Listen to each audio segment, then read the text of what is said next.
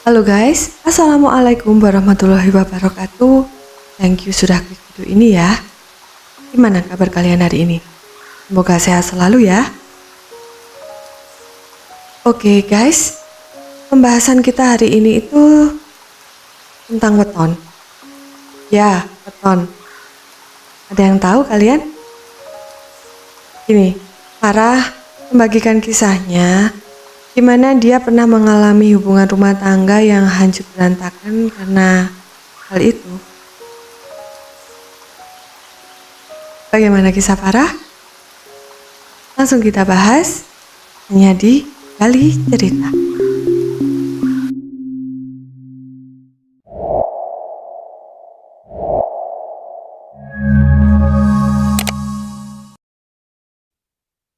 Farah sama Ferry tuh couple goals banget dari zaman kuliah. Udah pacaran lama, tapi vibes mereka masih kayak awal-awal deket. Ferry itu definisi cowok super loyal, selalu manjain Farah kayak princess. Mau apa aja, asal Farah happy, Ferry pasti gaspol. Dari nganter jemput kuliah, bawain coklat pas Farah bad mood, sampai ngeberantem sama dosen karena Farah ditegur. Semuanya Ferry lakuin dengan penuh cinta. Yang paling bikin Farah melt tuh cara Ferry PDKT dulu. Pernah waktu ulang tahunnya Ferry nyiapin surprise dinner di rooftop kampus pakai lilin yang dia susun sendiri. Waktu itu Farah beneran gak nyangka. Apalagi Ferry sampai nyanyiin lagu kesukaan Farah pakai gitar bututnya. Walaupun suaranya agak false, tapi effortnya bikin Farah lepek-lepek. Setelah 5 tahun pacaran, Ferry ngerasa udah waktunya naik level. Tapi dia gak mau lamarannya gitu-gitu aja. Dia pengen momen itu jadi something yang bakal Farah inget terus sampai kapanpun. Jadi Ferry mulai nyusun rencana yang sangat romantis dengan view yang sangat estetik. Di situ Ferry langsung duduk di lantai dan mengeluarkan cincin dari sakunya. Far, aku punya something buat kamu. Lalu dengan sangat jelas dan penuh semangat dan sangat yakin, dia berkata, Farah, kamu tahu aku gak pernah jadi cowok paling sempurna, tapi aku selalu pengen jadi yang terbaik buat kamu. Mau gak kamu jadi partner in crime aku selamanya? Farah bener-bener speechless, mata dia berkaca-kaca sambil ngangguk pelan. Gila lo Fer, mau banget lah, jawabnya sambil ketawa kecil. Langit oranye keemasan jadi saksi cinta mereka. Setelah lamaran yang begitu indah, Farah dan Ferry mulai sibuk mempersiapkan pernikahan. Tapi kebahagiaan mereka tiba-tiba terguncang saat keluarga Ferry memutuskan untuk mengecek weton mereka sesuai tradisi Jawa. Ternyata hasilnya mengejutkan. Farah yang lahir di Pahing dan Ferry di Hari Wage. Menurut primbon Jawa adalah kombinasi weton yang dianggap kurang baik. Konon pasangan dengan kombinasi ini sering mengalami kesulitan, terutama dalam hal rezeki. Ibu Ferry pasti panik lah. Sebagai orang yang sangat percaya pada tradisi, beliau merasa pernikahan ini adalah langkah yang salah. Ferry, kamu ngerti nggak apa artinya ini? Kalau tetap nikah, rezekimu bisa seret. Nanti kamu malah susah sendiri loh. Ucapnya tegas saat mengadakan rapat keluarga.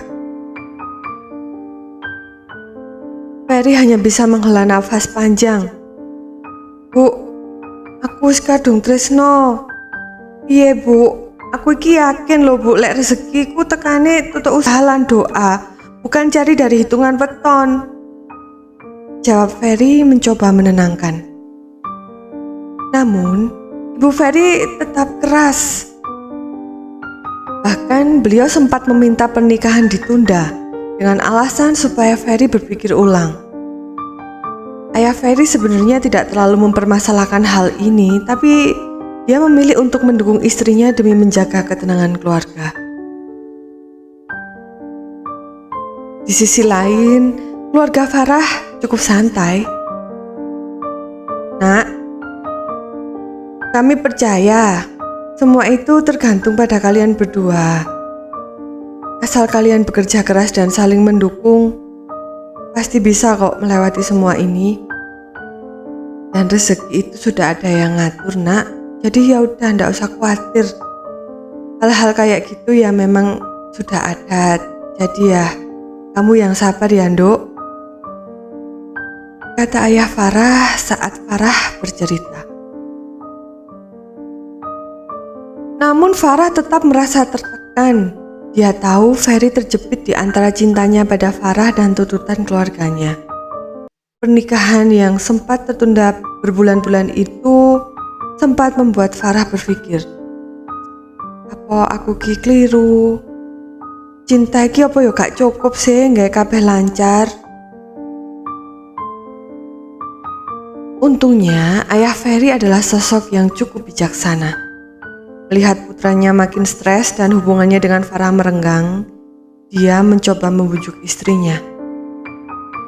Bu, gila terus dipaksa kayak ngini ki Ferry so malah stres loh, Bu. Farah ambek Ferry ki bisa-bisa kehilangan kebahagiaannya. Anak-anak kita ini sudah dewasa, biarkan dia memutuskan jalannya sendiri. Ucapnya dengan lembut tapi tegas. Setelah diskusi panjang, Ibu Ferry akhirnya luluh, meski dengan berat hati. Ya wes lah, lek kowe yakin karo Farah, mama ngerestui wae wes ndak apa-apa. Tapi ingat Ferry, ini tanggung jawab kamu. Jangan sampai keputusanmu ini membuat keluarga kita menderita.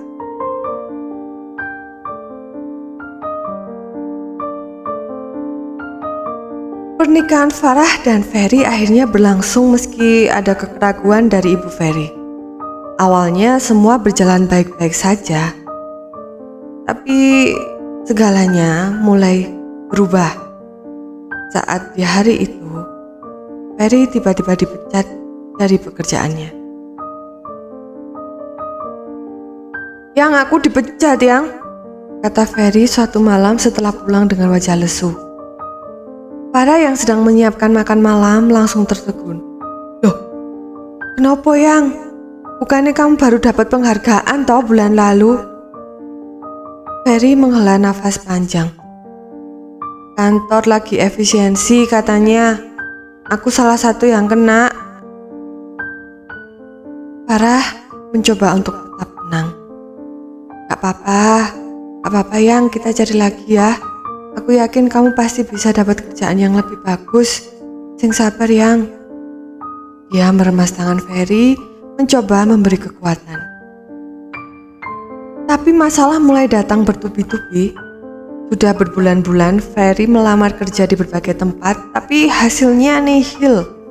Padahal Ferry sudah mencoba segalanya, bahkan sampai ikut beberapa pelatihan untuk upgrade skillnya. Sampai suatu hari, Ferry datang dengan kabar gembira. Far, alhamdulillah Far, ono tawaran bisnis, bagus banget Far. Modalnya dari investor gede, tinggal tekan kontrak tok aku. Kalau ini jalan, hidup kita bakalan stabil lagi, alhamdulillah Far. Seneng aku Far. Farah langsung tersenyum lebar. Beneran Yang? Ya wes, gak usah ngenteni suwi-suwi. Aku yakin ini jalan kita. Tapi entah kenapa saat hari penandatanganan, investor tersebut tiba-tiba membatalkan kerjasama. Tanpa alasan jelas, Ferry pulang dengan wajah kusut seperti orang yang kehilangan arah. Far, nopo yo? Kabeh ki koyo gak berpihak sama kita. Ferry duduk di sofa sambil memegang kepalanya. Farah berusaha menenangkan. Sabar Yang, mungkin belum waktunya. Nanti kita coba lagi ya. Kita usaha sama doa ya Yang, sabar ya. Namun masalah belum selesai. Beberapa minggu kemudian, Ferry mengalami kecelakaan kecil saat pulang dari wawancara kerja. Meski hanya luka ringan, berita ini membuat Ibu Ferry langsung panik dan lagi-lagi menyalahkan Farah. Ferry, Mama udah bilang kan dari dulu, wetone kalian itu gak cocok. Delok niki saiki, kamu dipecat, bisnis gagal, sampai kecelakaan koyo ngene iki. Iki kabeh gara-gara Farah, seru Ibu Ferry di depan mereka. Farah merasa hatinya seperti ditusuk. Bu, kok jadi saya yang disalahkan? Semua ini kan ujian, Bu, bukan karena weton, katanya dengan suara gemetar. Gak usah ngelak, Farah. Dari awal Mama itu udah ndak setuju kalian nikah. Ferry rezekinya malah seret. Setelah nikah kamu malah semuanya kayak hancur, seru Ibu Ferry dengan nada tinggi. Ferry langsung berdiri, wajahnya memerah menahan emosi. Wes ma, cukup ma. Jangan ngomong kayak gitu ke Farah ma. Dia tuh gak salah popo ma. Kalau ada masalah aku yang harus tanggung jawab. Aku yang laki-laki di sini. Aku iki bojo ma, bukan dia. Tapi Ibu Ferry tidak mau mendengar. Mama cuman mau yang terbaik buat kamu, Fer. Kamu gak lihat apa hidup kamu jadi kayak gini karena keputusan bodoh kamu sendiri? Farah gak bisa lagi menahan air matanya. Aku kesel, Fer. Aku gak pernah minta semua ini terjadi. Aku cuman pengen kita bahagia. Tapi kenapa aku selalu disalahin? Ferry memeluk Farah erat. Far, aku janji kita akan lewatin ini bareng. Mama mungkin gak ngerti sekarang, tapi aku tahu kamu selalu jadi berkah buat aku.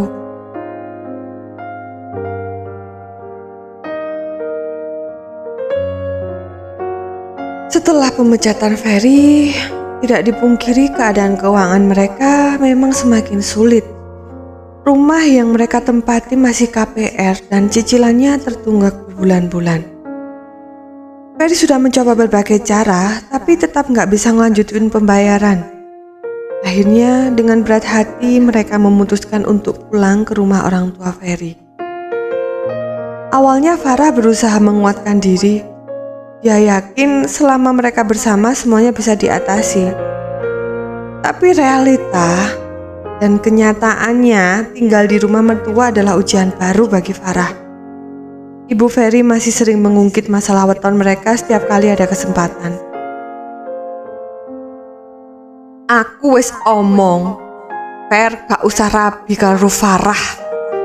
Lihat sekarang, semuanya berantakan. Rumah gak bisa dilanjutin, kerjaan hilang. Sekarang kalian malah numpang hidup di sini. Farah itu cuman beban tok di sini, kata Ibu Ferry suatu malam saat makan malam bersama. Farah yang duduk di samping Ferry hanya bisa menunduk, menahan air mata. Ferry mencoba menenangkan. Ma, iki gur sementara lo ma. Aku lagi cari kerjaan baru. Tapi sementara aneh gue kapan? Sampai kapan? Kamu pikir gampang ngasih makan orang tambahan di rumah ini? Mama udah cukup capek ngurusin papamu. Sekarang ditambah Farah lagi yang cuma duduk-duduk di rumah aja, sergah Ibu Ferry. Farah terdiam. Hatinya terasa remuk. Padahal dia sudah mencoba membantu di rumah dengan mengurus pekerjaan rumah tangga. Tapi sepertinya semua itu tetap salah di mata mertuanya.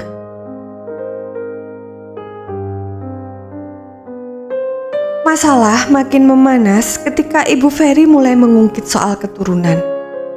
Farah, kamu nikah sama Ferry udah berapa lama? Kok belum ada tanda-tanda hamil? Jangan-jangan kamu mandul ya?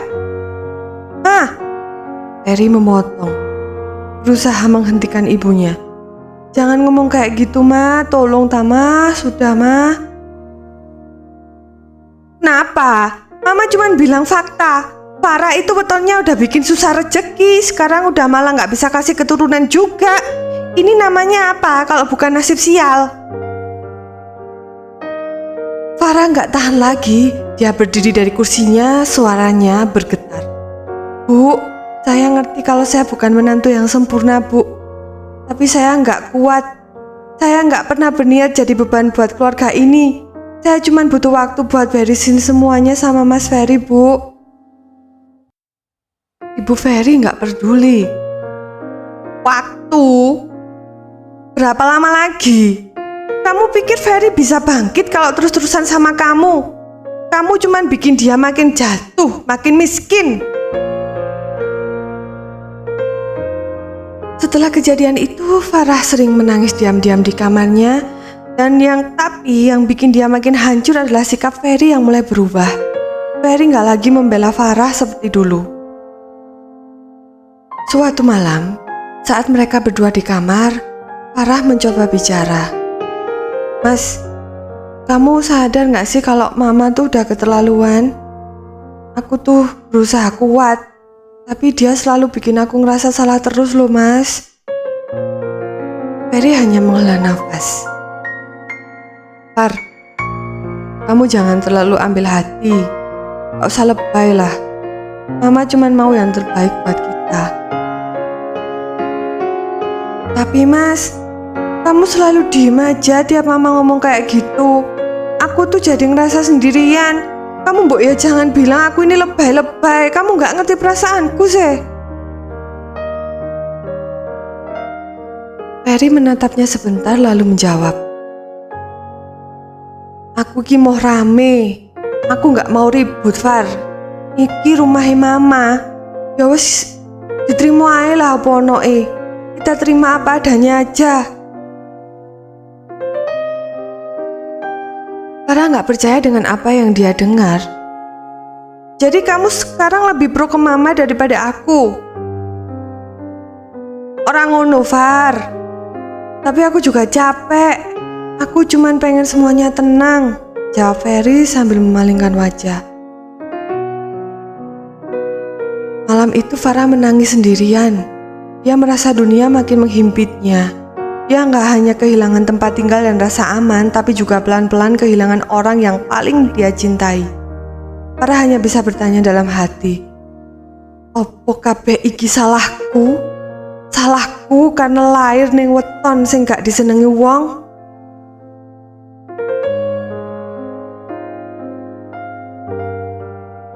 Hari itu Farah membantu ibunya di rumah yang sedang mengadakan selamatan kecil untuk keluarga besar.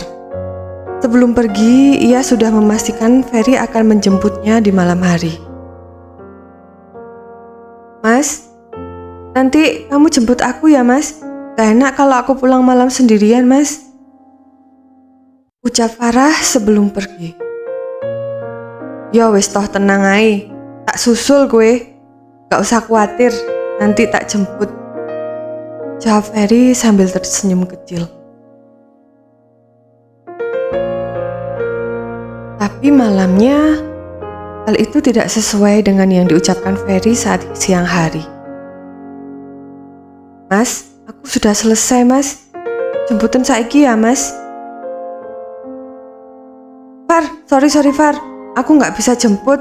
Tadi motor ada masalah. Terus capek banget iku loh habis keliling cari kerjaan. Farah merasa kecewa tapi mencoba memahami. Ya wis toh aku tak golek ojek aja. Saat itu ayah Ferry yang kebetulan mendengar percakapan mereka langsung menawarkan diri. Sudah, biar papa aja yang jemput Farah.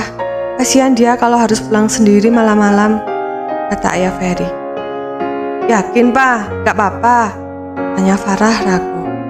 Gak apa-apa, kamu tunggu di sana, papa sebentar lagi sampai. Namun takdir berkata lain. Dalam perjalanan pulang, mobil yang dikendarai ayah Ferry mengalami kecelakaan serius. Sebuah truk melaju kencang menabrak bagian samping mobil di persimpangan jalan. Ayah Ferry segera dilarikan ke rumah sakit dengan luka yang cukup parah. Farah yang mengetahui kejadian itu langsung terguncang.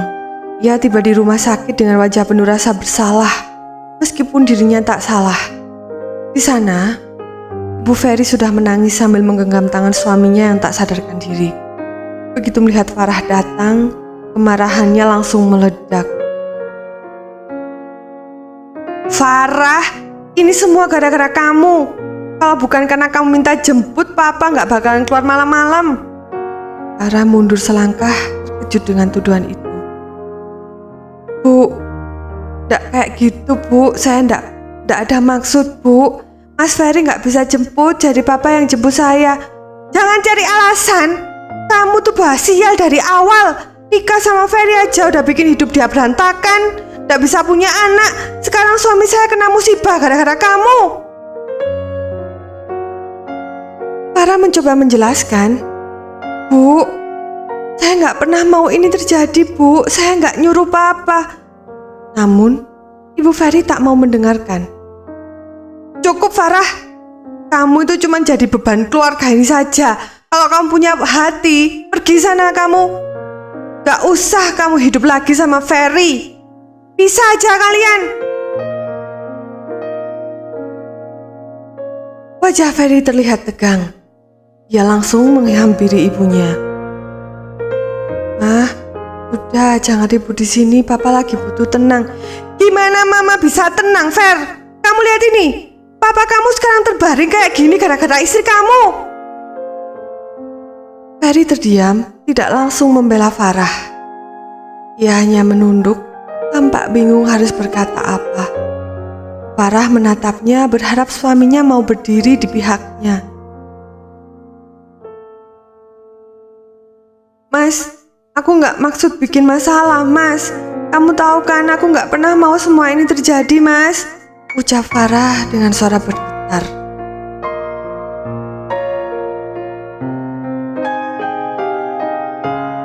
Untuk menghindari pasien lain terganggu, Ferry mengajak Farah keluar dan berbicara di luar.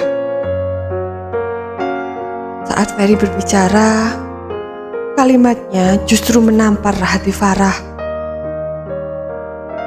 Far, mungkin Mama ono bener ya Far. Sejak kita nikah masalah gak pernah selesai. Aku capek, kesel aku Far. Farah tertegun. Capek? Jadi kamu juga nyalahin aku saiki Mas? Iya Mas. Aku gak nyalahin kamu, tapi aku harus pikirin keluarga aku juga. Papa sekarang kayak gini. Ferry tak sanggup melanjutkan. Tiba-tiba Ibu Ferry datang dan semakin memperkeruh suasana. Farah, kalau kamu masih punya rasa malu, kamu pergi aja. Gak ada tempat buat kamu di keluarga ini. Pergi kamu, Far.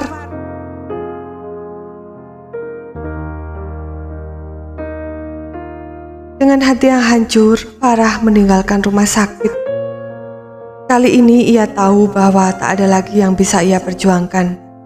Cinta yang dulu ia kira akan selalu ada, kini telah pudar di antara ego dan prasangka. Farah memilih untuk bercerai dengan Ferry.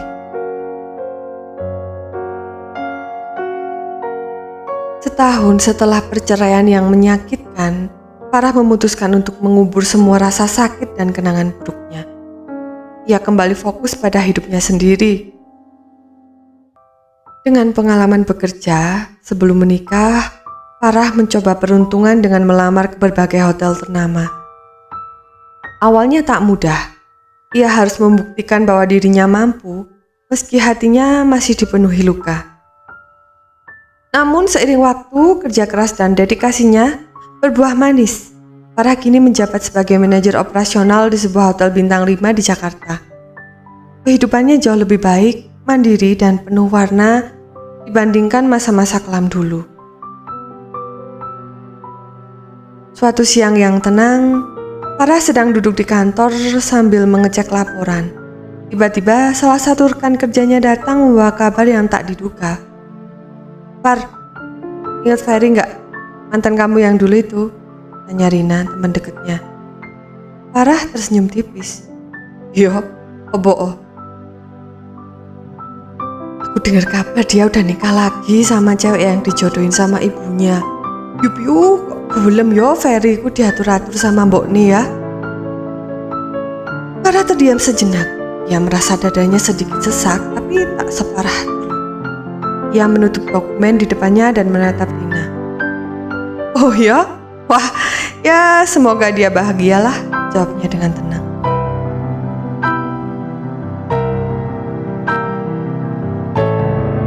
Kamu keren banget, Far. Aku salut, kata Dina. Farah hanya tersenyum. Dalam hatinya ia tahu bahwa perjalanan menuju ketenangan ini tidak mudah. Tapi ia bangga bahwa dirinya sendiri akhirnya mampu berdiri tegak meski dulu pernah dihancurkan. Selesai. Oke guys, itu tadi kisah dari Farah yang menceritakan bagaimana keluarganya hancur hanya karena kepercayaan tentang weton.